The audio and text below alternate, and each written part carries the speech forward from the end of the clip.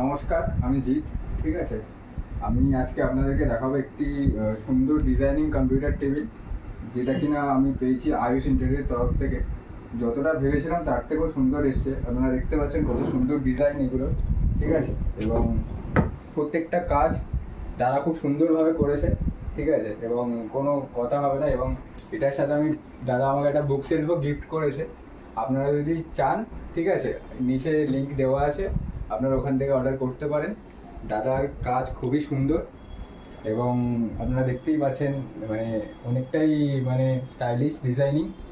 মার্কেটে আপনার অনেক রকম টেবিল পেয়ে যাবেন, কিন্তু এটা সত্যি খুব ইউনিক অ্যান্ড অনেকটা হার্ড। সো আমি